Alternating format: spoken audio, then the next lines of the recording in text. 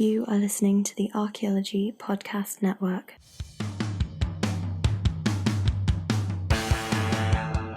Hello and welcome to episode 13 of the Archaeotech Podcast, iPads in the Field. I'm your host, Chris Webster. We're going to talk about using iPads in the hot northern Mojave Desert on an actual project with the people that are using them. They've never used them this way, and they've never used the software we're going to talk about either. It's a candid discussion of the technology and where it's going right and where it can improve. Let's get to the show. Okay, welcome to the Archaeotech Podcast. I'm taking over for Russell and Doug for a little while because I've got a project out here in Ridgecrest, California where, well, anybody that's heard me talk about stuff, I've been working with iPads for a long time now, but this is actually the first large-scale survey with multiple employees where we've used iPads this heavily. Now, in the last project I was on, we did use iPads for that, but it was very limited site recording and isolates and stuff like that. Not really that big a deal. But out here, though, it's full California DPR forms. If anybody's heard of those, there's at least two forms, usually 3 or 4 for every single site. So you've got 4 people in a crew dealing with that. 3 people are on iPads, 1 person's on a Trimble. So we typically split it up like 1 person's filling out a primary form, 1's filling out an archaeology form, and then the other one is doing artifacts. And then, we kind of go from there. So just a little brief, we're going to talk about the iPads and how they're working with 2 people here that I'll introduce in a minute that have never used iPads in the field, right? No, it's incorrect. Yeah. You sure? Yeah. Okay, so you have. Yes. Okay, but you haven't used the software that we're going to talk about. No. Okay, so which is kind of a key element of this whole thing. So it's not just the hardware, but we'll talk about the limitations and advantages of both. But just to put it out there, we're using Apple iPad Mini 3s with the Retina display and fingerprint security. That should help identify the model. They're in a life-proof case, and the app or apps that we're using for site recording and for forms, using an app called Tap Forms for iOS. It's only available for iOS.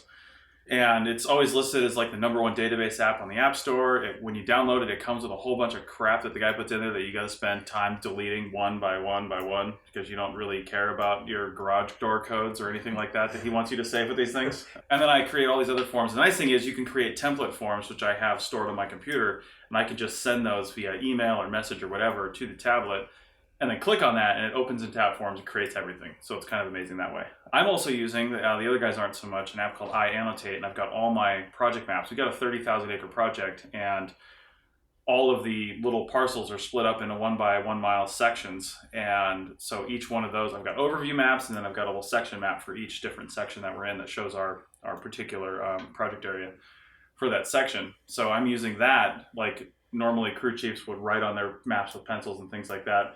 And every few days, out here it'd probably be every few hours you'd sweat through that map and have to get another one. So yeah, this is an advantage, definitely having that, so I can draw on it and do all of my transects and stuff like that.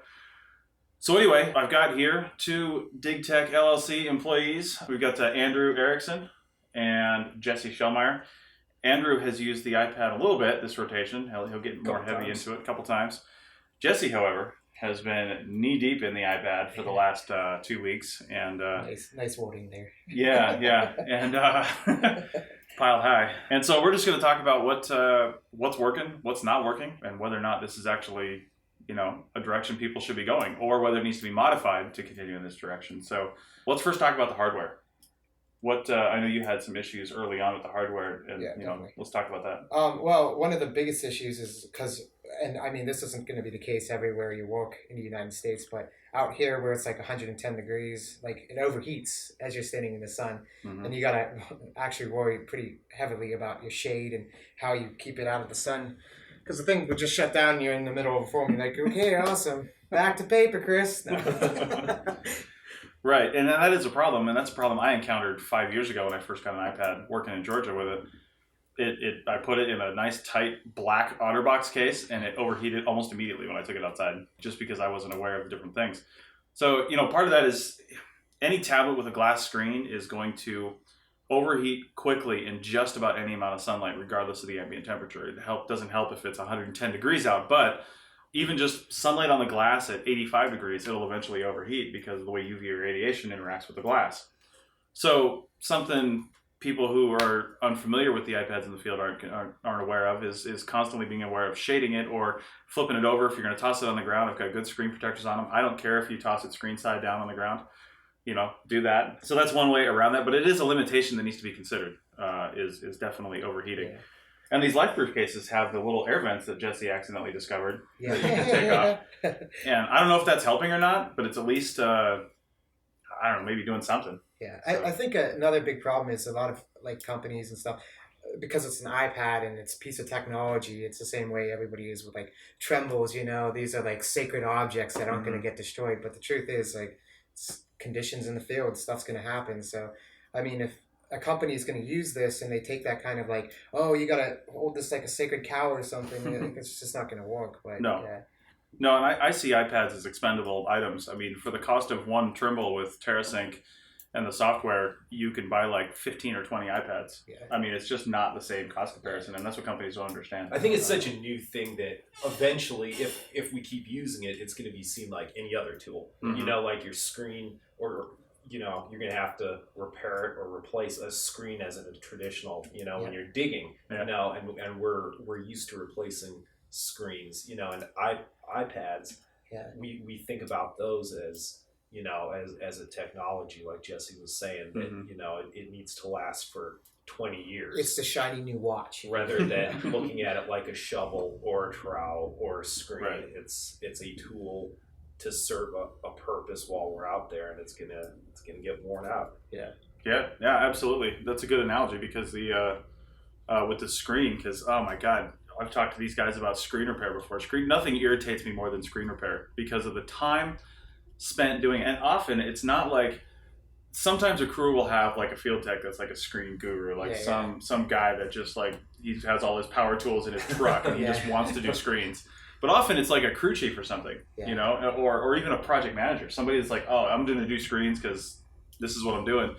And if they're just replacing screen, all right, fine. But even that can be seriously time consuming. Yeah. But by the time this person at their billable rate of $50 to $80 an hour or more repairs a bunch of screens, you could have bought 6 new iPads. Yeah. You know what I mean? Yeah. And honestly, I think that's a lot of like people just trying to find things to do with their time, Yeah, well, and I could have done that. We had a rain day today, and there's probably some administrative things I could have had these guys do, but in the end, it doesn't really matter all that much. Just take the day off and enjoy it. Safety naps. Yeah, safety naps. While you're mentioning rain and you're mentioning limitations of an iPad, I think one advantage that I could see when you're out there working in rain, we have those LifeProof cases, and while a slight drizzle can ruin paperwork, we could be out there recording with an iPad in a decent protective case, and your data is fine. You don't have to worry about it running or. Though ideally, we pretend like everybody has right in the rain stuff. They don't. Right. Yeah, well, and a lot of people out here don't have right in the rain stuff because, it never rains in the desert, right? Yeah. Except for today, all day. Yeah. So let's keep talking about weather, because there are some other concerns. How about wind? We've had some seriously windy days, and we've all had paperwork utterly destroyed. Well, yeah, and when I have like a clipboard with paperwork, I usually have like a rubber band on it to hold the stuff down. Mm-hmm. I'm used to working on wind farms where there's a reason why they're putting a wind farm in. Right. Yeah, wind farms, the most appropriate application for tablets. Yeah. Yeah, definitely. Yeah, wind farms aren't put in calm, windy places, right? Yeah. Yeah. So your tablet's not going to blow away. No, well, not in these winds anyway. Yeah, some winds maybe, but so yeah, that's good. And water. I'll say this because I have used my tablet in the rain, in a light rain. There are some considerations to keep in mind with that. The capacitive touch screen, the water will actually like kind of move your touch around, and it does get difficult to touch the screen and have it be responsive if the screen's too wet. A few drops is not going to hurt anything, but a little bit too wet, you're still gonna have a problem. Now, by the time it gets too wet, you're probably leaving the field anyway, and you're probably not out there. You're probably heading in. Because the reason we don't work in the rain is not because our paperwork will get wet. It's other safety considerations. Yeah. So. But I remember my one professor mentioning a story about they used to keep F1s, which were these giant notebooks of everything, and having to jump in the stream and chase after them. And one thing that people I think don't like about the iPad is they're afraid that like the data is just going to mysteriously disappear from forever, because it's not tangible. Right. But the thing is, if you can back it up in the field and quickly, then that issue of like your F1's floating down in a river out to sea or whatever is not going to happen. So. Yeah, and that's entirely possible. And I've only done it a couple times with a couple of the iPads. I really should get better at it. And like at our breaks and our lunchtime, I've got what's called it's basically a Wi-Fi USB drive, right? Plugs into the computer via USB. That's how you charge it. But also creates a Wi-Fi network, and you can, within a few minutes, you could back up all the tablets simultaneously because you can connect up to 8 devices to it. So that, as far as field backup, that's where that's a good thing to do. If you've got cell connectivity, you can back up to the cloud or to Dropbox or to your company servers or to whatever you want anytime you want. If you don't have connectivity, then like I said, you could just do it this way. You can also transfer, depending on the app you're using, Tabforms will allow you to do this. You can actually sync all the iPads if you have connectivity as well. So then the data will be in multiple places rather than just one. Pretty good. Right.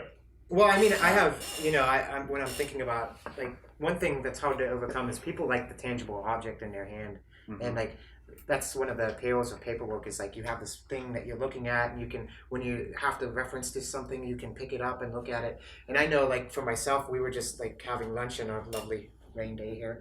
And, like I was talking about like the notepad in my phone, and I'll put notes in there and it'll be like a year before I find out that I want to like, lemon yogurt or something. And I'm like, oh, I totally forgot about this. And like Andrew had like some note about skateboarding in India or some random thing. And it's like, for some people it is like some of the, more, I don't know, quick on ephemeral things that you write in the field.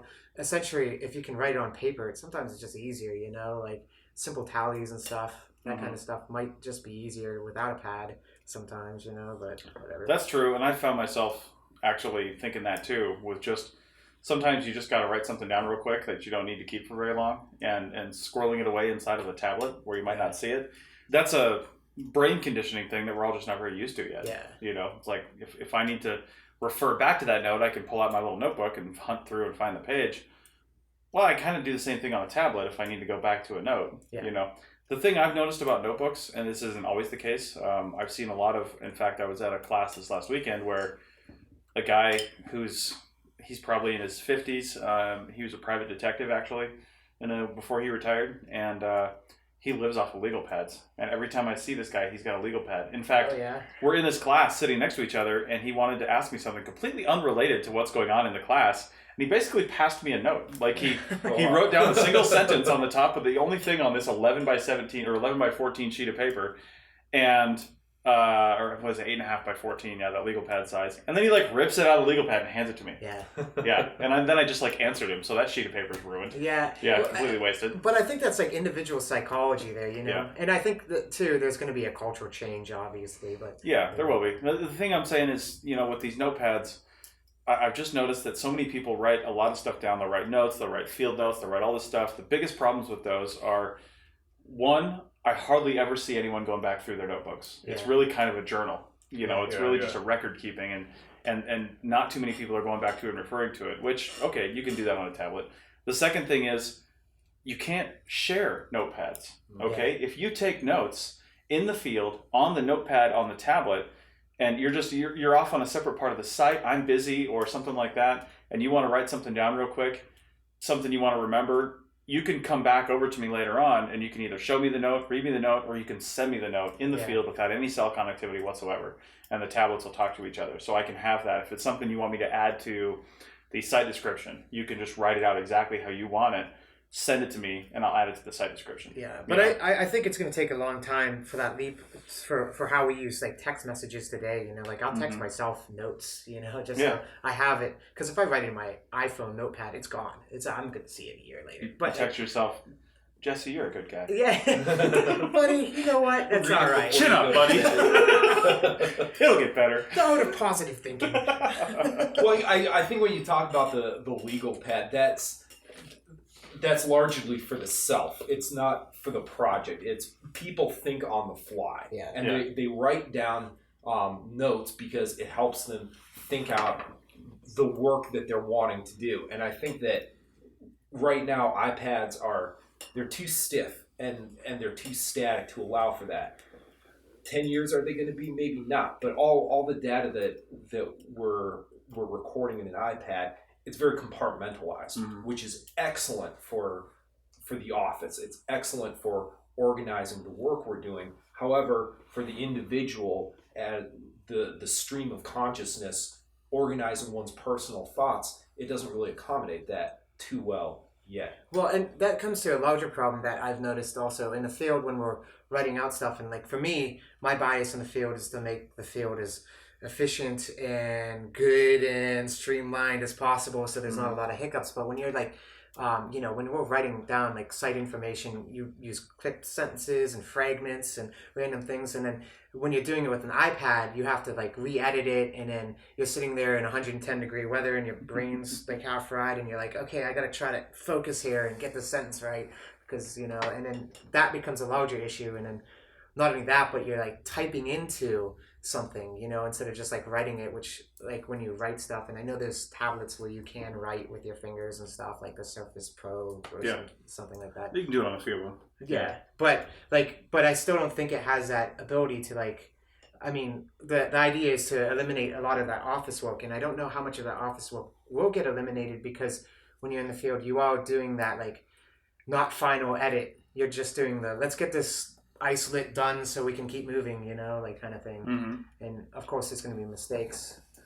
Well, yeah, that leads into a good point about tablets in general and just changing field practices that we need to talk about as part of this conversation. Because there's two things that we all know. One, CRM has no money. Yeah. Budgets are tight, no matter how you look at it. Okay, and that's a larger conversation on whether we've done that to ourselves by underbidding everybody or not. But okay, that's for another pod. We'll talk about that on the CRM Archaeology podcast. Yeah. All right. So the two big things are the budget. CRM doesn't have any money. It's not going to get any more money, and we're all underbidding everybody. So, and the other big thing is everything's going digital. Okay, everything in this world, whether we like it or not, whether we want to be, hippie liberal archaeologists and say fuck tablets, we're all going paper. That's just going to put us all out of jobs. Okay, so the one thing I try to do with my company, and this is why I'm trying to make tablets work, and this might not be the end game here. In fact, I guarantee you this isn't the end game here. This is just a very low step on the totem pole to ultimate digital efficiency, if that's even an attainable goal. But the thing is, I'm working within the system, okay? I know that I'm not going to get any more money for doing CRM. I know it's just simply not going to happen, okay? Congress is never going to say, hey, pay archaeologists more. Clients are never going to say, hey, maybe we should pay more for these surveys. No, they're just not going to do that, okay? We're going to keep underbidding ourselves. Hopefully we're going to get to some baseline. And what I don't want to do with my company, even though I can, is I don't plan on underbidding by 30, 40%. Yeah. I plan on bidding just low enough to make the project, but also so we're still making about the same amount of money. And then theoretically, if you're doing it all right, you'll have a larger margin that you can take home to the bank and then spend on other things that the company wants to invest in. Maybe other projects are going to go over. You have your payroll. You can focus on the employees. You can have better benefits packages. All this other stuff, these high-minded ideals you can do with extra money. You can publish papers, go to conferences, pay for your employees to go to conferences, and not break the bank on it, right? So you use that extra money for all those things you wish you could do, and don't just underbid because you can now. But I know a lot of companies are going to do that. A lot of companies are just they're going to say, hey, we can bid $50,000 for this project that everybody else is building $80,000 for. Yeah. So, and they're going to do that, and those companies are going to do that, and hopefully the clients don't see that and start expecting that as the new normal. Cutting off toes and then legs. Yeah, but, exactly. So one of the things though is like when a new technology, I don't see it as something that's going to replace every piece of paper. I mean, because I think I kind of see like a middle ground on this perspective in the way, because like just even sitting at this coffee table here of Chris's, I see 6 books in front of me, and it's not like digital information gets rid of every piece of paper that exists or the old form of technology. I mean, just the way that we all have MP3 players, but sometimes we still get CDs and put them in a CD player. And though they phase out, well, you're an early adapter, but I mean, it's going to be a slow process, and I think step by step, it's going to happen. Like this. But the key word there is process, right? Slow process. There is going to be a mix of digital and paper, absolutely. Yeah. But the incorrect part of your statement is that there won't always be paper. Eventually, there will be zero paper. I don't agree with that. But it might not. It might take 30 years. It might take 100 years. But the truth is, as anthropologists, we know. I mean, the fact that people produce rock art, like people still produce. I still paint, for example. Yeah. And people are still going to do that stuff, even though. And it's just on the fly. It's easier. Like when I'm using the Trimble, to write down what the UTMs are for my end-lined or something is way easier than like trying to type it into a tablet. And but I can't even see it in 1,000 years from now being easier. But here's the thing: it's not necessarily about the ease of using it. I hope we're not using Trimbles in 1,000 years. Oh my god! Please tell me. We'll all have sub-meter GPS chips behind our ears anyway. Yeah, right.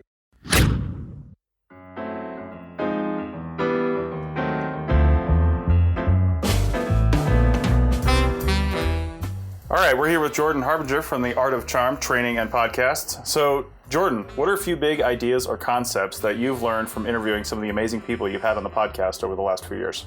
It's funny, it's really informed my opinion of how business works. And it's great because I've gotten the same insight that I seek to provide for the audience in terms of what makes successful people great at what they do. So I have been able to talk to people that I otherwise wouldn't have had access to. And I've learned things like, not only is it all about who you know and not what you know, but that's actually a good thing, because once you get good at creating and building relationships, which is obviously what we teach on the show for business reasons, the sky's the limit, because you don't have to be the smartest guy in the office. You don't have to sleep under your desk putting in hours. You don't have to do FaceTime to make sure people know you're working. It's about the relationships that pull you forward. So you end up getting pulled upward instead of fighting your way upward through the crowd of, other people at your level. And I found that every single business that I know of, essentially that's in person, that's successful, has had that experience and intentionally cultivates it. So that's really changed the way that I look at work. It's changed the way that I look at business. And it's really given me the idea that, and what has brought Art of Charm to this level, which is focus on relationships as well as building your platform, building your skill set, learning, because one in the absence of the other will not get you there. And I have that on good authority because of the people that I'm able to talk to on the show.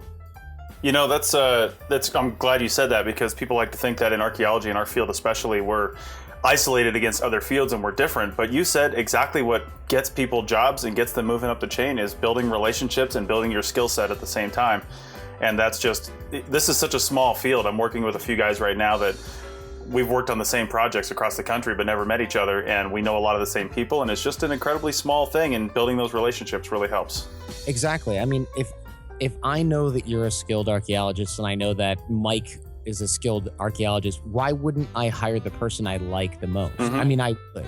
And even if it's like, oh, well, Chris, sometimes his work is late. I mean, obviously this is hypothetical. I don't know what work you would turn in, but sometimes it's late. Well, oh yeah, but I know he's a good guy. He shows up on time. He's pleasant to work with. So if he's a couple days late with something, there's probably a good reason. All right, hire him, right? But if it's like, oh, well, this guy, he turns the stuff in late, and this other guy, all other things being equal, I haven't heard anything about him, well, then you lose, right? Mm-hmm. So it always pays.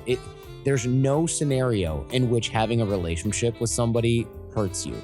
There's only a scenario in which you not having that relationship hurts you. And there are plenty of scenarios, as I just mentioned before, where it helps, and I've only seen that help. So, all of the things being equal, it's one of the most important determinant factors in success. So it seems, if you don't think it's important, you're just oblivious to the secret game being played around you. It's not that it doesn't exist; it's just that you're the guy who doesn't get it. Right. Awesome. Well, if you want to learn how to build your relationship skills and learn some of these things that we've just talked about, check out The Art of Charm wherever you download podcasts and over at www.artofcharm.com.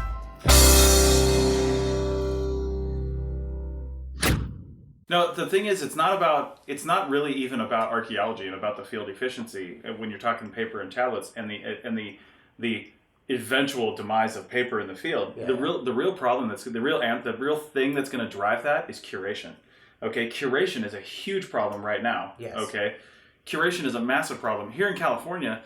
I mean, there are so many archaeologists that started their little companies in the late 70s, early 80s, and now have houses full of file cabinets. Yeah. And when those guys die and They're those gone. women die, where's all that stuff going? Yeah. It's not curated anywhere, okay? So the curation problem is really going to drive the paperless revolution, and if I can call it that, hashtag paperless revolution. I'm gonna start using that. No, so Trademark. right. So the thing is, people that still want to use paper in the field, you can use paper in the field until, for 1,000 years if you want to. But the thing is, you're going to have to take that paper and create a digital version of that before a curation facility will accept it eventually. Well, okay? but Not this- now, but eventually. This is also the other problem is that if you're looking at government bodies, some government bodies require a paper document for everything, and Right. it's written into like stone now at this point. Right. That'll So- change. That'll change. We hope, but will it? I mean, it is Paper's a commodity, the okay? behemoth of the government. So Paper's a commodity. It's a resource that we have a lot of, Yeah. okay? Even though we're decimating,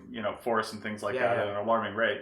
But paper is still a commodity. And like all commodities, as digital becomes cheaper and more ubiquitous, paper is going to get more expensive, okay? Eventually, this green revolution is going to land on paper, and people are going to start taxing it heavily and start limiting its use. And if we don't jump on this thing now and start figuring out how we're going to not use paper, we're going to caught with our pants down. Because we've Well, already kind of done that. Everybody else is not using paper. So we're pontificating on like futurism here, and to be honest with you, like the energy used in our tablets aren't any greener Well, than paper right That, now. and the resources inside the tablets, the minerals in the tablets. I mean, you're right. You're right. You're totally right. But the thing with the tablet is, the tablets are always improving with their efficiency. I mean, look at tablets 10 years ago. They were massive. You could barely even call them tablets. They were laptops with a screen that spun down and flipped over. But even the iPad in 5 years has gotten thinner, better on resources, more sustainable resources. It's still got a whole bunch of horrible shit inside of it. Okay, Yeah. don't get me wrong. And that stuff needs to change. But I'm not worried about that because the progress of technology means that stuff will change. Okay, eventually we're going to have this translucent carbon nanotube paper-like thing that will just do whatever you want it to Which do. would be great, but it's not there yet. It's not there yet, but you have to just go on the assumption that it's going to be there, Yeah. and then start figuring out how we're going to incorporate that See, into archaeology. I think that's what's going to drive it. It's not going to be an environmental, or high-minded consumer. I think it's going to be driven by the utility of it, Mhm. and I think that right now we're seeing the birth of that. I think the utility of the iPad, it's there. We know it's there mostly, but Yeah. I think the utility is also going to drive the software, because I think when we're talking about what we're seeing in the field right now and the limitations, it's a lot software. It's Mhm. it's clumsy. Yeah. A piece of paper in my pocket, that's not clumsy. That's very utilitarian. I can do just about I can make an airplane out of that, but the You could throw it at your crew chief. Yeah. using it as great a technology, and it can do all kinds of, but today it's a very clumsy thing, and it's that's going to drive the innovations with it. Well, and that's one of the pushbacks I see of this is that kind of like irritability with it. It's like the same reason why we all get irritated with the tremble and chuck it off a cliff, Because, I mean, when it changes things from like debitage to debit age, and it's like you're out there at the end of the day and you're like, no, Right. I mean, those things are going to happen. And right now it's glitchy. So, I mean, this is early on stuff, obviously, but as it goes along, I imagine most of those glitches are going to get more and more streamlined again. So, Well, and a lot of these glitches are things that are fixable with software, like you said. Yeah. And it really is like I'm using a particular piece of software with a particular operating system. You start looking at the permutations for operating system and software, and there's quite a high number of combinations. We just got to land on the right one. And that's the thing. In fact, right now, after this podcast, way after this, hopefully in a few weeks, hopefully the people working on this are listening right now, and I'm waiting for the beta testing version of this. But I'm working with a group up in Berkeley that's coming up with a different type of software. It's still based on a third-party architecture, but it's a more streamlined way to enter data, and it's based on the lessons I've learned from using tap forms. Yeah. The forms are the same because we can't change that. California decides what those are, or whatever state you're working in decides what those are. But you can decide how you enter those data. Yeah. And the ultimate goal for all this, not to get too off track here, is the ultimate goal is to have essentially one way to enter data anywhere in the United States. Because an archaeological site in California as you guys well know, is no different than an archaeological site in Florida, Vermont, Kansas. Well, don't tell the Californians that. Yeah, I know. Don't tell anybody. Don't tell the interstate here that. Right? Everybody thinks they're special. San Diego, you know. Yeah, I'm having a conversation on Facebook right now about the difference between rotation and session and who says it where. Right. And people in the same areas are like, I call it rotation. No, I call it session. Everything is different, right? So anyway, the thing is, you would enter all the data in, and then you would just choose the state's forms you want it to export as, right? And that's the ultimate goal. And I think that's the big thing, because once this gets, and I do think, your ultimate end goal, like making a type of like, almost like Apple-esque product where it's like super easy to use and everything goes in and boom, it's done for you, that when that does happen in such a way that like there's templates for all these sites and other things like that you don't have people stuck in an office surrounded by cubicles with fuzzy gray walls and UV lights suffering for the rest of their life. Absolutely. Like, that will be a good thing personally, but I don't know, it seems like there's a lot of like right now again that annoyance of just trying to do this stuff. We're in the transition period. Yeah, definitely. And I think what we forget while we're in that transition period is it's 100 degrees. It's hot outside, we're annoyed, and we have a new technology, and we have new annoyances. What also is annoying and what also is glitchy is the paperwork that people do. Because as a crew chief, I've sat in the truck, and I've had problems greater than turning debit age into debitage, and that requires rewriting an entire form versus on an iPad, you can make a simple correction.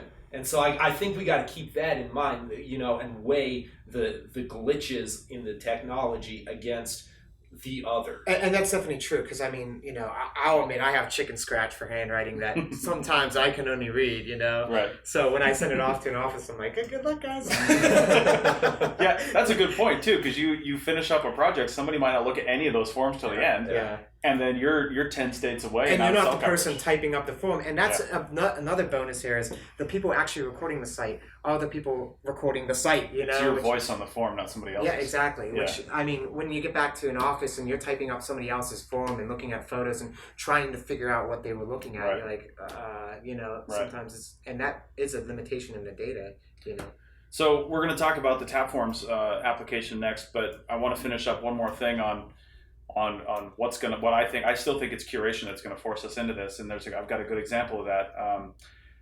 For every when you get a BLM permit out here in most of these states, you have to have a curation agreement with the curation facility as part of the requirements for getting the BLM permit.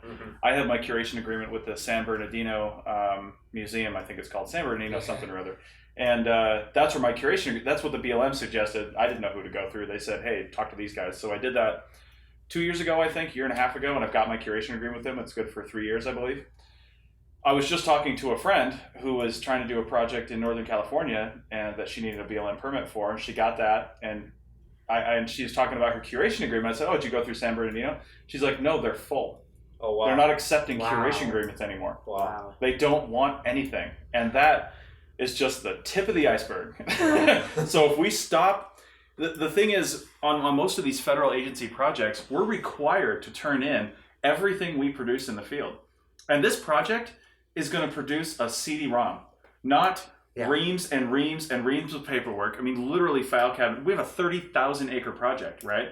400 sites were predicted to record with a minimum of probably 5 sheets of paper, minimum produced sheets of paper. So you're looking at 2,000 sheets of paper right there, and that's not including a normal project. You'd have the field forms, and then they would print all that shit out, add the sketch and location map. You're looking at 4,000 to 5,000 sheets of paper just for a project this size. Yeah. That's just the site records. That's not the report. It's not the isolates. It's not your field notes. If we all had Right in the Rain field notebooks, we'd be going through those. Those all have to be curated in a facility somewhere, like Indiana Jones in a big box, stuck away in something. When now it's on a CD-ROM. Now talk about the volatility of data long term. Yeah. Those are problems that we have to fix and problems that are being solved by way smarter people, and I'm not worried about it. Okay. One thing I think that hints to also, Chris, is that the data is then potentially more accessible to people. That's true. That if I have paperwork in a box here and somebody else has a different sort of paperwork in a warehouse here, the general public or scholars, this data isn't very accessible. And really the whole point of what we're doing ought to be to increase the knowledge for the general public. It shouldn't be for you and me and Jesse. It should be, Right.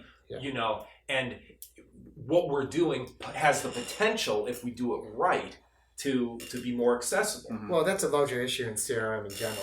Oh yeah, that's a It whole is. nother, But dozen podcasts. I mean, and it's true. We've all been in, or some of us have been in, suffering in the basements in Utah, where you have to go through like a Milo map and find Right. whatever obscure report you're looking for in your fire search. I've done that. Yeah, right. But Yeah. but like I mean, but part of that again is that as you were talking about as technology changes and keeping that data up to date, not on a CD or whatever, part of the problem is the people who curate this knowledge, they tend to be like the curmudgeons, you know, and they're not really on top of their game when it comes to like keeping up to, you know, I'd imagine some of them still even listen to 8-tracks, you know. Mm-hmm. Oh yeah. But yeah. So. Well, again, that's why I think a lot of this has to come from the side of the CRM firms. If we start saying, if we go to an agency or curation facility after our 30,000 acre project is finished and say, here's our data, and hand them a CD-ROM, and they're like, where's all your field notes? It's right here. But where's all your paper? It's right here. Okay, it's right here. Yeah. Once they start realizing, they're going to have to come up with a way to accept that kind of stuff if they're not ready already. So it goes back to one thing everybody's heard before, and that I heard in the Navy: it's easier to ask forgiveness than it is to ask permission. So they're not going to make you do a 30,000 acre survey all over again. I mean, they might, but chances are they won't. Well, and then also if they just want paper forms, just be like, okay, give me 10 minutes, I'm going to Kinko's, you know, like. Yeah, print that shit out and hand it to them. Exactly. You're 10 totally minutes right. and $10,000. Yeah, well, yeah. Let me go to. So the last page you print is a change order. Yeah. So, all right. So let's talk about tap forms. Now, there's lots of resources out there. I'll first off, some people I've heard are entering. Well, let me tell you the reason I'm using tap forms. Okay, some people I've heard are entering in two primary generic ways. I've heard of people using tablets or even just Trimble. Trimble has Word on it. Trimble has PDFs on it. Trimble has all kinds of. I mean, it's a version of Windows on most of these things. There's the Yumas and all that stuff. They all have basically a little operating system on it you can do pretty much anything with. Now, the problem is you're not going to give one of those typically to every single person on your crew. So there's that. So if you use a tablet, the two primary ways I've heard of people entering data, well, three primary ways. The first one is just basic Word documents and Excel documents. That's a terrible idea. And the big reason is formatting, okay? We've all had the Word document without the hidden characters turned on where you accidentally hit a tab or an enter key and all hell breaks loose because you can't see what's going on behind the scenes, right? So imagine that happening in the field at 110 degrees and you're dealing with Word, you know, and if this were 10 years ago and Clippy shows up, you're about to just throw that thing under the fucking truck, right? It would be a Frisbee at that point. point. It'd be a Frisbee, yeah, absolutely. So Word is a terrible idea. Any word processing program is a terrible idea just because of formatting. You've got to get these things to specific spots. California DPR forms, they allow only a specific amount of area for your paragraph, and once you exceed that, it continues onto a continuation form. Very difficult to do in a Word document, okay? The other thing is fillable PDFs. A lot of people that I know listen to this podcast and my other podcasts use fillable PDFs, and fillable PDFs have their own range of issues. Part of that, and the Word document has this issue too, is for one thing searchability and usability as other data sets. We're not just producing site forms, or at least we shouldn't be. Traditionally, we do just produce site forms, but when we write up these site forms in the field, and then we take those site forms in our inventories and we create digital versions of these things, and then we put it all together and we PDF it, that's kind of where the data ends. With database programs like Tapforms or FileMaker or Access or other things like that, you're creating first a database and second site forms, okay? So I can query everything we've done so far, and there is no office. There is no office for DIGTECH. This is it. I can go in right now and tell you exactly how many obsidian flakes we found because it's a database. That's what Tapforms produces, okay? So those are the three different ways: Word document, fillable PDF, and a database. And in some very special cases, there are companies that have created their own standalone applications. Some of them are built on top of FileMaker. Some of them are actually standalone applications that they've created for themselves. And it remains to be seen whether or not those are truly working out or they're buggy. And then you have to have an IT department or a developer on hand. It's going to cost you $200,000 with ongoing support. Every 2 months when iOS comes out with another update, you've got to update your code or it's not going to work. So it's a real big hassle to create your own application unless you've got a lot of money. So anyway, that's why I landed on Tapforms. I wanted to have something where I could create the interface using multiple types of fields, and then the output, no matter what I did on the front end, was a database. Okay, and then I use that database. It's basically, it starts as just a CSV file, which is comma separated values file, which basically is an Excel spreadsheet. You can use that CSV file to put into a regular XLSX file. You can use it to deposit straight into an Access or FileMaker database, any sort of database you want. And then however you've got your database constructed, you can do different interesting things with that. I create Word document site forms because we still need Word documents, unfortunately, by taking that CSV file, using the mail merge feature and merging that CSV file with the Word document. Now I've got templates created that already have all the fields from these CSV files, and all I basically have to do is associate the current CSV file with that Word document, and I hit merge, and it just populates new documents for each record, each line in the CSV file, and it creates all my site records in half a second. So one of the problems I see here, though, is a lot of people who run companies and other people aren't as tech savvy as you and I or some other people. And they see a computer sort of like a toaster, like it's just a piece of equipment. So when they look at it, they're not actually too concerned about being able to file search within their own documents or the databases. And therefore, like when they are doing it, they're just looking to fill in like a PDF or something and then make a site record. They just want to make site forms. Yeah, that's all they want to do. Yeah. Now here's the evolution of this process, though. Let me finish this. That company I mentioned in Berkeley, it's a Center for Digital Archaeology, actually. What they're creating will allow two things to happen. Right now, you do have to be a hair tech savvy to do what I'm doing. Yeah, I've got a user manual created. I'll walk you through it if you want to do this process, but there are a lot of steps in this process, okay? They're not complicated steps once you get used to it, but there are a lot of steps. What they're creating, and this is the eventual goal. So right now, typically, especially since I'm a subcontractor for a prime, and the prime contractor is doing the final site record processing. They're doing some research on it. They're doing all that stuff. If you've got everything in-house, then you could do this. What I would say is before you even export from the tablet, do all your research on the tablet. Don't do it on your computer. Do it on the tablet. And before you export your forms as a final edition, export every day for backup. But before you export to make site records, make sure your forms are finished on the tablet first, okay? Then you export, and the only thing you need to do to your computer is make forms. Now, keeping that in mind, what this other company is creating, and what I hope we have to market soon, within the next few months, is basically doing that. You've got the forms on there. It's creating a database in the background that you don't need to see if you don't want to, but it's creating that for you. It's making a database of all your records, and on the tablet, it'll produce a PDF. Yeah. On the tablet, it will produce a PDF that you can save to wherever you want, print out, do whatever you want to do. There's your site form. That's what you're turning into SHPO or your information center or whatever you're doing. And in the background, there's this fantastic database that it's making that you don't ever have to see. But if you want to see it, you can export that database and query to your heart's content and make all kinds of fancy papers. Yeah, which is exactly how it needs to be because... Again, it needs to be like an iPod where there's like 4 buttons, Exactly. So they can easily use it. The end goal for everything that I do, from iPads to drones.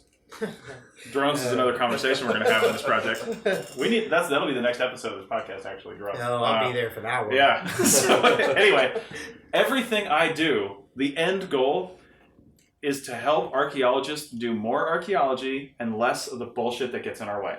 That's it. Yes, and that's my ultimate thing is, especially with technologies, the way I look at it, I tend to have a middle ground. I am an early adopter, and I like technology, and I'll play with things. But for me, if it makes the job better and richer and the data richer, essentially, then adopt it. It's the same reason why I use like PDF maps as a shapefile, to get to where I'm going instead of a Tremble, or like I use TopoZone to figure out the topography while I'm out there, so it's an easier transect. Or any of those apps that exist, like weather apps or whatever else, when you're in the field and you're looking for access roads or whatever else, the iPhone is the greatest thing on earth for that, and the reason why that exists is because it streamlines all of that stuff and it just makes it succinct for you, so that you don't have any of these bigger issues that you find yourself with. But when the technology starts getting in the way, which it sometimes does, that's when I sort of just be like, this isn't important now. I need to move away from this so I can focus on what the work at hand is. If it gets in the way of archaeology, which we'll get into that drone conversation,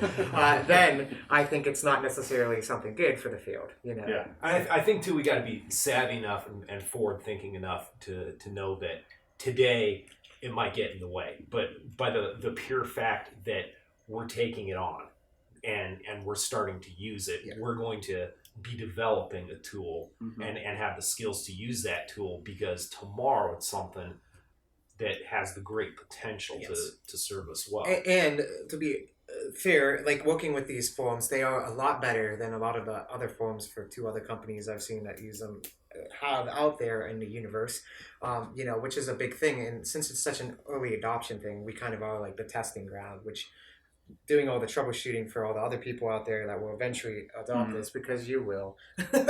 Everybody in the next 5 years is going to be doing the troubleshooting for everyone else. Yeah, there's just no getting around it. And in a way, it's like, it's going to be like Linux. You get rid of all those bugs by doing it, which is where the, plurality of ideas come in, which is a great thing in archaeology. But, eventually that's going to be the system. But right now, there's a lot of quirks and stuff that irritate the crap out of us from out there. But yeah. Well, like we said earlier, we're all essentially early adopters as far as this goes, and we're all in the transitional period.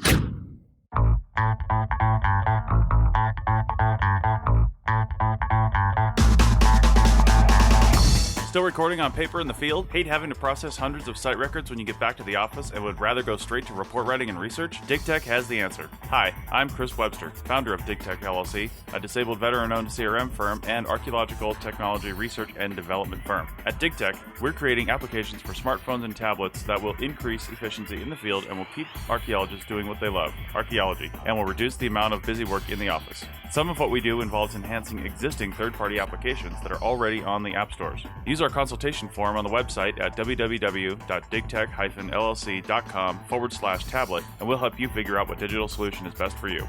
The cost of going digital is a lot less than you think, and once you do it, you'll wonder why you ever recorded on paper to begin with. Contact Chris over at DIGTECH, the parent company of the Archaeology Podcast Network, today, and let DIGTECH help you save paper, save time, save resources, and go digital. Now, back to the show. Let's talk about tap forms in particular. What do you like about it over, say, other methods? Well, first off, you worked for 2 other companies that used digital forms in some way. I worked for one, and then I worked for another company that was thinking of using digital forms of another company, and they ended up not using them.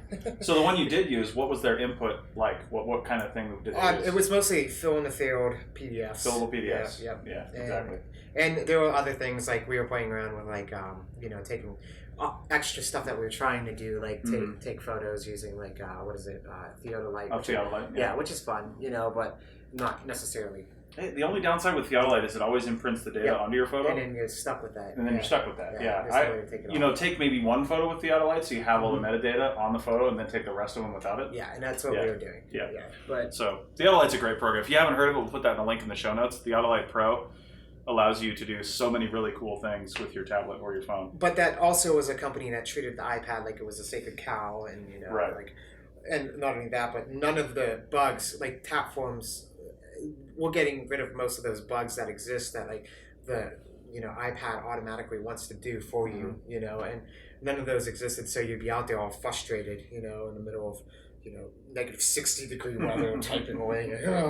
Well, going back to hardware, coldness is something I'm going to have to work out too, because when you want to have gloves on your fingers, there's very few options for. But there's a thread, like we would use some of those thread gloves that you could type with. And did you have the conductive gloves that be bought that way, or the conductive thread? We just use the gloves that you could be bought that way. But are those any good? Are they? Well, there's a huge spectrum of those gloves. Okay, so to take a little tangent, because we're gonna have to talk about this come a few months anyway.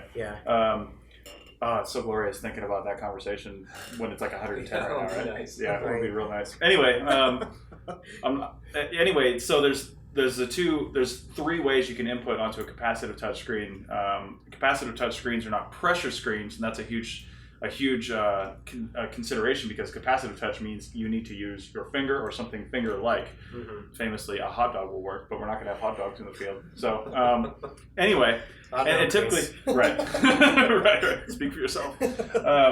So anyway, you have to have something that's typically contacting your own finger, and it's conducting your finger through this device, whatever it is, to the screen. So the 3 different primary ways are stylus. Stylus is easy if you've just got like drop downs and all that stuff and like buttons and things, but if you've got to type, a stylus can be a huge pain in the ass. Now, you can install new keyboards onto the tablet, which I haven't exposed you guys to yet. There's one called Swipe that was popular on Android devices for a long time, where basically you use one finger to swipe quickly across the keyboard, and it's a really steep learning curve, though, to get your brain to work that way. But you see people that use Swipe, and they type faster than anybody on the planet, because one thing Swipe does is it's really good at predicting what you're going to type as well. So you can tap on it before you even have to swipe it. And you see people that are good at this, and they'll zoom through a paragraph in, no time flat, versus people that are typing. But anyway, I'm not going to expose you to that just yet. That sounds like the death of English to me. Yeah, it really does. Yeah, totally. And its predictability doesn't handle, of course, our unique words as well sometimes. Debitage. So debit age will always be debit age. Yeah, and bifacial for biface. That's right, the nice one. right. Yeah. We're always getting bifacial here. So anyway, the other two ways, so the stylus is one way, and then you've got gloves with capacitive touch fingers.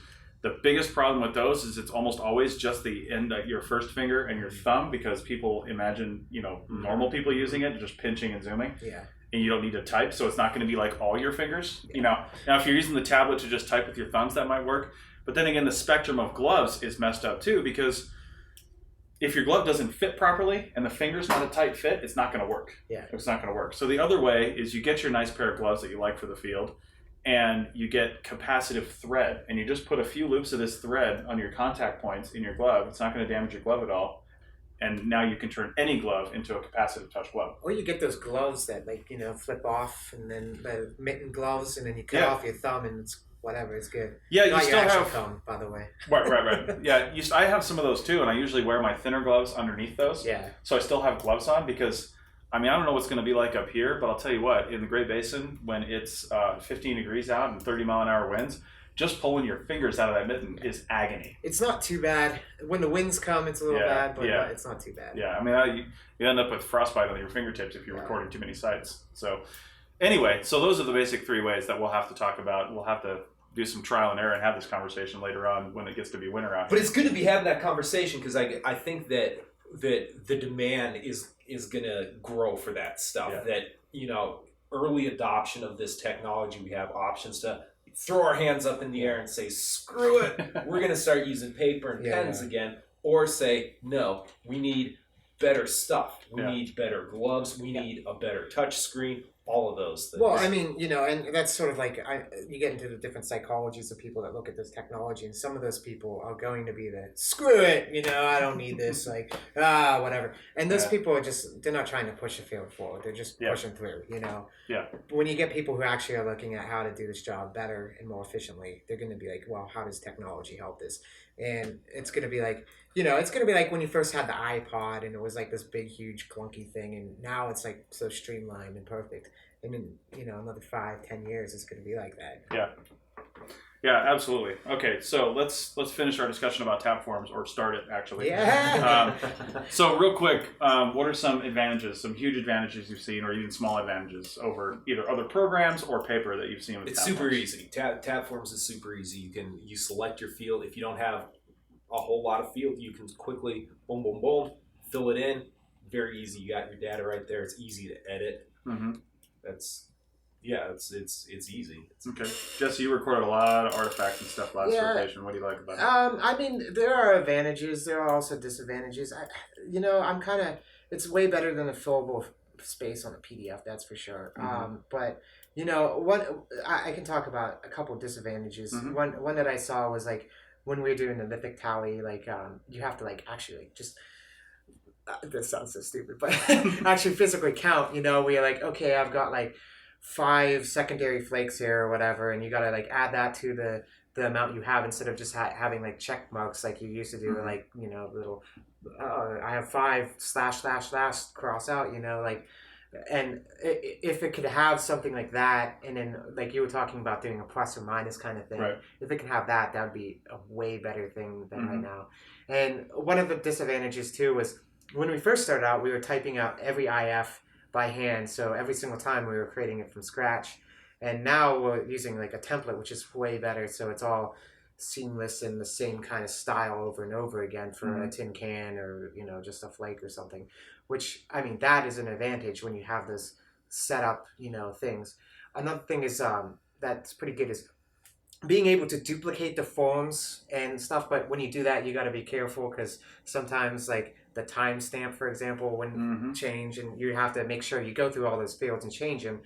But it's good in that way that all the data is easily copied, easily sent to another thing, reproduced. Whereas in a film or Adobe Word or document, it's not PDF, it's not done that way. So, you got to type it out all from scratch from the first place, which is, and that like just cutting and pasting and sending to somebody else so that they can put it in their primary form in California, is a lot better.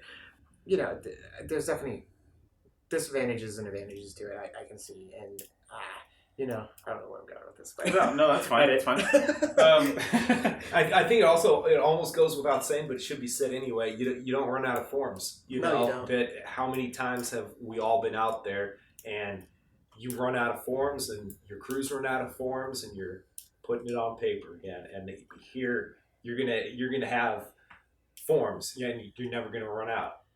Can I look at TAP forms here fast? Yeah. I want to see because I'm sure I have some critiques and some actual not critiques here. Yeah.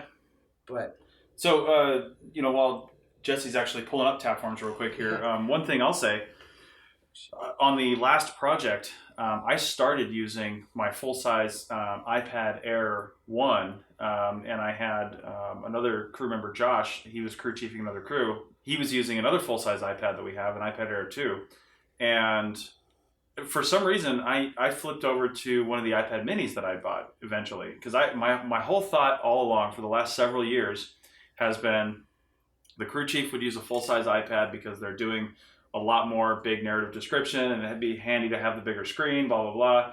And then the field technicians would have the smaller iPad because they're typically just doing like tallies and brief descriptions and things like that. And maybe they'll have for some reason, that was my thought process. It's totally unfounded on any sort of logic or use whatsoever. So once I actually got into this, I've abandoned my full-size iPad completely. I use the iPad mini because I've gotten really quick at thumb typing, although you can join the keyboard and type normally with two hands or one hand or however you want to do it.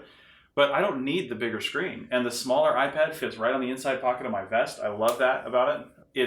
These life-proof cases have straps on them, so some of the guys are just putting it on a strap around their. Jesse puts it in his backpack because you don't really need it unless we stop and get an isolate and just quickly pull it out and use it. And as Jesse said, the strap helps him yank it out of the backpack when he can't find it. Violently yank it out of the pack. So yeah, get the good cases. Which is fine if you. Yeah, exactly. As long as you don't care about babying it, you're fine with that. Yeah. Anybody that treats it like the sacred cow, as Jesse said, is going to end up experiencing failure because you just have to assume. If you're just resigned to the fact that your field techs are going to destroy your tablets at the end of every rotation, just resign yourself to buying new ones every 10 days. It's not going to happen, but if you're okay with that, and you're saving enough money that you can actually do that. But and honestly, these things are better than a Tremble because a Tremble it gets destroyed so much much easier than these. And it's 25 times the cost. Right. Exactly. Right. Yeah. Well, and one thing that's good about this, again, I was going to say about TAP forms here is that you can duplicate and not only that, but fill in fields, customize the forms. But then again, you also, as Chris has pointed out, you have to be careful about that because you can sometimes delete all of your numbers by accidents for all of your photos. Yeah, there are some limitations. If you're like what Jesse's referring to, we did last week actually. If you have, say, 50 records in one form, let's say 50 photo log entries or something like that, and you want to change something on the form, if you want to change, say, the default information, that's fine. But if you change the name of a form, the name of a field on the form, it will wipe out all the information on the existing forms for that field. Now, if you change what they call the default information, and default information is what shows up when you start a new form, when you start a new record, the default information will auto-populate those fields. And that's what we're talking about with having templates for descriptions and stuff like that. That's fine. You can change that anytime you want. It's not going to destroy your other records. But if you change the name of a field or something else about its inherent characteristics, it now can't handle any data that's inside of it, and it will wipe all the data out inside those things. So you have to be cautious of that. Yeah. And there's no undo a button on Yeah. tab forms. If you Yeah, delete a that's- record, it's gone forever. Yeah, and that's a scary. That's a huge drawback to tab Which forms. and when I started out duplicating forms, I actually was a little cautious because I'm like, am I overwriting the other form? Because it doesn't really tell you that you're duplicating a form. So I'd go back to the old forms just to make sure, out of my own like OCD fear that I'm destroying the record or something, like that it was actually still there, and then making the next isolate that was another tin can out in the middle of the desert. But so yes. one of the big things I want to know is I kind of threw you into the fire with this. You'd never seen it before. We started on day one. I handed it to you. I gave you a quick tutorial. What was your what was your adoption like? Like you were frustrated at first from the heat. I know that, and some other things. Well, for me, it's not a problem because I am a tech savvy person. I can see how a lot of companies out there are going to be afraid to adopt this because they're like a lot of them just don't trust their fail techs, which is stupid in my opinion. But that's another conversation. Yeah, that's another conversation. But especially knowing that most of these kids that are out there now are better at computers than I am, too. Right. But if you're on your ball with technology, it's not too hard to adopt. It's not. There's not a lot of issues that are unique for this. Like you can pretty much figure it out. Like. And there's nothing on here that you wouldn't do on a paper form. Like I'm just looking at this isolate, and you got your northern and your east in your description, And one thing that's actually really nice about this is the tablet itself gives you a GPS location as well. So you're not just going off of the tremble data. So you can actually that is one thing I forgot to mention that with Apple tablets, if you go that route, you have to get the cellular enabled tablet to get the GPS antenna. However, you don't need to get a cellular data plan, so don't let them sell you one. If you buy the tablet at, say, an AT&T store, a Verizon store, you're going to get it. It's going to be set up for one of those two services, but you don't have to get a data plan. If you want to add it to your own data plan, for AT&T, it's only like $10 or $15 a month if you want to add it to your data plan. But you don't need it. The GPS antenna will still work. But if you only get a Wi-Fi device, it does not come with the GPS antenna. However, something I'm going to be, and I'm doing another podcast on this later, but something I'm going to be doing hopefully this month is trying out the, just because I have a dealer that deals in these. Whoa, Chris. I know, right? Yeah. I have a tech dealer, the way people have crack dealers. I imagine. I know. But the first one's free. Yeah, first one's free, yeah. But the place where I get my Trimbles, they're going to rent me the Trimble R1, I think it's called, which is a Bluetooth sub-meter add-on for the tablet. And then you'd use another application. You can use Trimbles, or you can use any application that actually takes in GPS coordinates and do all your shape files and recording on the tablet rather than in the shit ass Trimble. Yes, and that's a good thing. Yeah. Get rid of Trimble. So we're gonna be trying that out this summer and see how that works and possibly go Trimble-less for this survey. Trimble is shaking in their boots. If they're I hope right so, because they are definitely out-phased. Well, I am using their sub-meter add-on too, so hopefully they're just adapting with the times. They become like, Blockbuster or something. Right.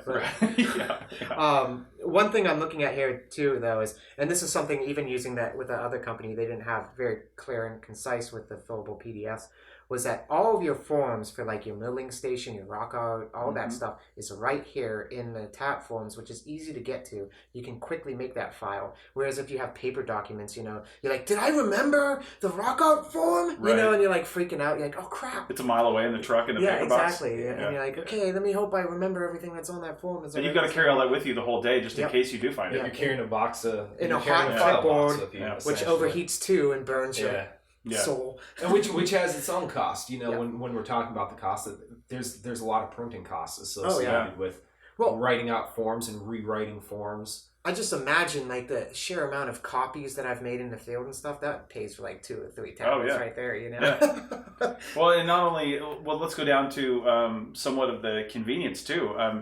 Andrew was a big skeptic of the tablet early on, and I saw him just last week. Finally, did you stop carrying your massive binder? I had a beautiful little file box, really. It was a clipboard that had a file box attached to it, and I'd had that all set up with little tabs for every single form.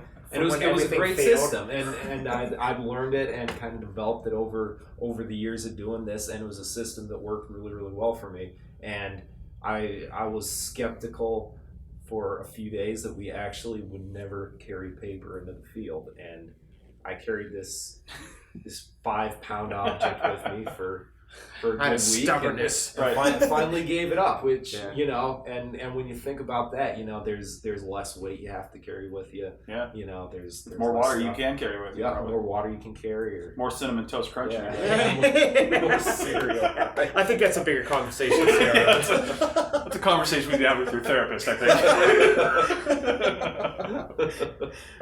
We could have a whole podcast on the odd designs of the cinnamon toast crunch box. Yeah. The psychological implications of the drawings. Feel food in Seriated general. through time. Right. So what are there's got to be some other big disadvantages you noticed. We've been talking about this for a few days. Yeah, well, I mean, just some of the disadvantages. One of my biggest one is, you know, and this is true with every electronic form you make ever, is that you're afraid you didn't duplicate information or fill in the fields, which, again, I get to the same point. It's just, and that's probably, like, I mean, like, with tap forms, I would be recording an isolate, or like we had some site with, like, what was it, like 33 diagnostic artifacts on, and I'm like duplicating them, and I'm like, oh crap. And then, like, just remembering all the little steps of, like, replacing the photograph and doing all this stuff and making sure that it all went through without a problem, you know, again, in the ungodly heat of the sun out there. But yeah, and like, just those little things that you have no security of knowing that has actually happened. With like a paper form, you have, again, this tangible object, like, oh, of course I've got this other form, you know, like, or whatever else.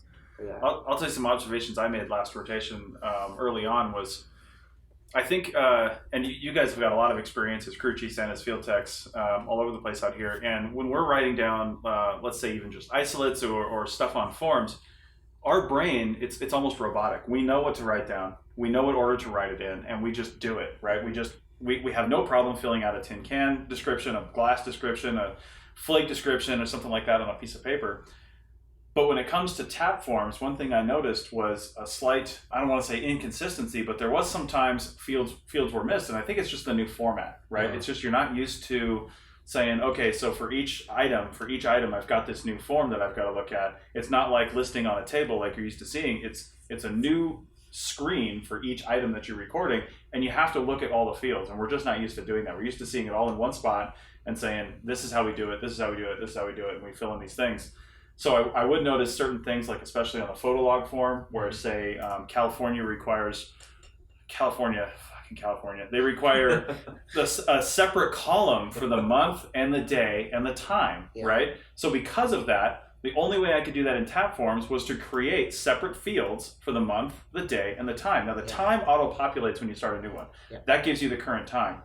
But I couldn't make the day or the month do that because tap forms doesn't have a date field. You can just separate out into only the day or only the month. If you could use the entire date, and maybe somebody smarter, if you're listening to this, send me the Excel conversion file for this, because you could probably have the date go in there and then have your Excel, when you import that in, I just thought of this. This is genius. Somebody can do this. When you import your date into Excel, have another column right next to that has the formula in it for just extracting the month and the day out of that date automatically.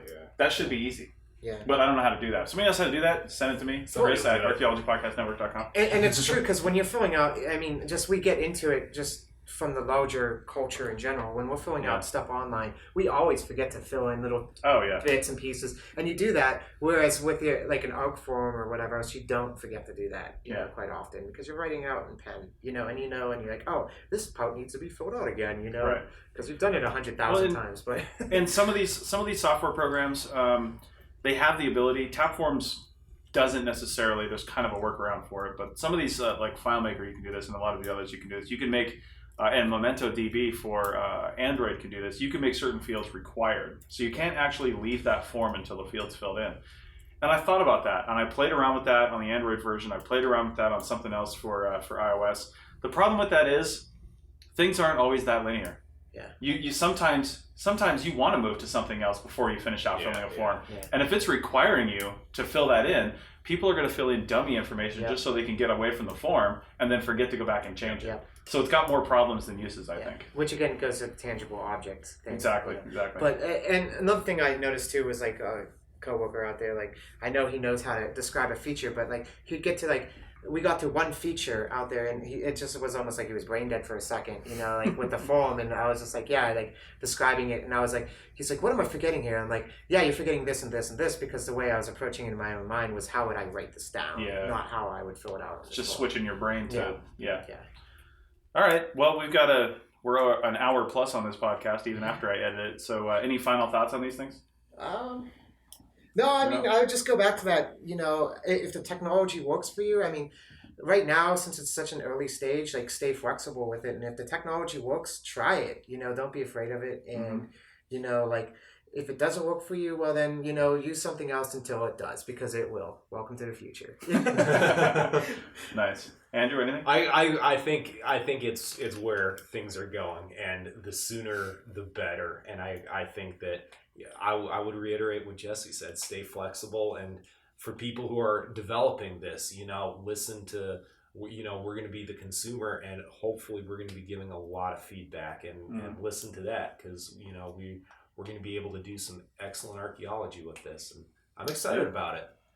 Yeah, and I'll just add to those and say, what so many people do with all things technology related, especially archaeologists, is the minute they encounter a problem, they revert to their old ways. Yeah, they don't look for another solution to it. Every time I hear somebody say, "Oh," like in fact, last project I heard somebody say, "Well, I like to handwrite stuff," and I was like, "Okay, so you have you tried some of the?" I was like, you can handwrite on these tablets if you really want to. You can do that with certain apps, and they're like, "Yeah, I can't write on a tablet." Okay, what apps have you used? Oh, you've never tried it before ever. Yeah. Right. Okay.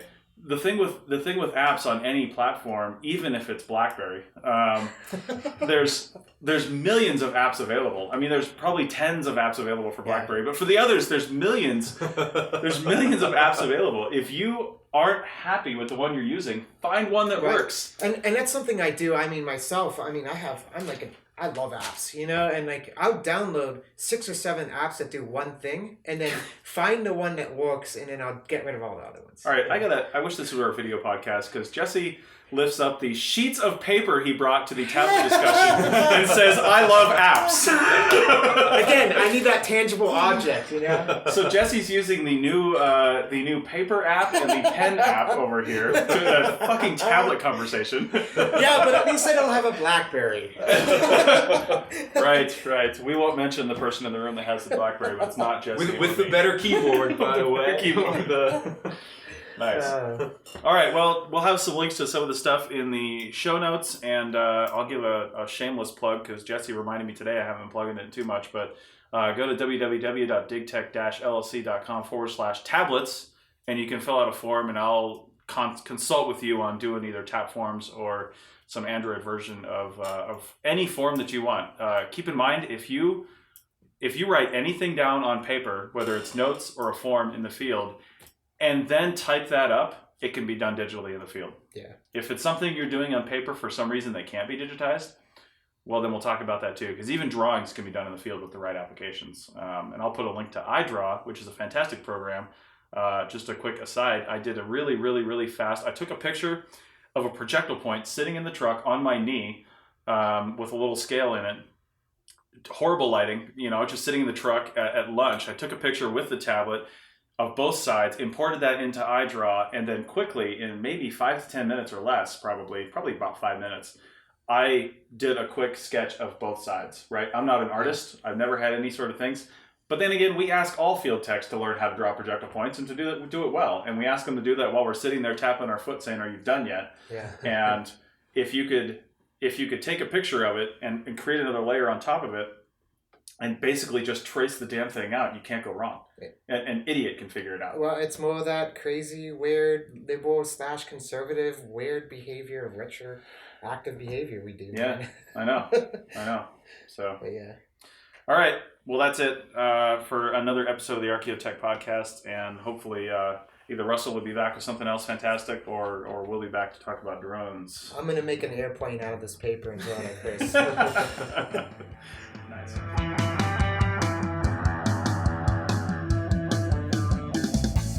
That's it for another episode of the Archaeotech podcast. Links to some of the items mentioned on the show are in the show notes for this podcast, which can be found at www.archaeologypodcastnetwork.com/archaeotech. If you like the show and want to comment, please do. You can leave comments about this or any other episode on the website or on the iTunes page for this episode. You can also email us at chris@archaeologypodcastnetwork.com or use the contact form on the podcast webpage. If you'd like us to answer a question on a future episode, email us. Use the contact form on the website or tweet your questions with the hashtag Archaeotech or tag @ArchPodNet in your tweet. Please share the link to this show wherever you saw it. If you'd like to subscribe to this podcast, you can do so on iTunes or on Stitcher Radio. You can also type the name of the podcast into your favorite podcasting app and subscribe that way. Don't forget to go over to iTunes and leave a review of the show. It helps us get noticed so more people can find our podcast and benefit from the content. Also, send us show suggestions and interview suggestions. We want this to be a resource for field technicians everywhere, and we want to know what you want to know about.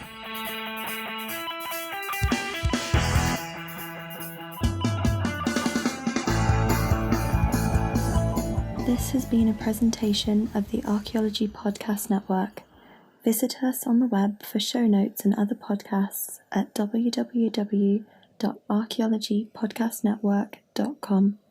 Contact us at chris@archaeologypodcastnetwork.com. Thanks again for listening to this episode and for supporting the Archaeology Podcast Network. If you want these shows to keep going, consider becoming a member for just $7.99 a month. That's cheaper than a venti quad eggnog latte. Go to archpodnet.com/members for more info.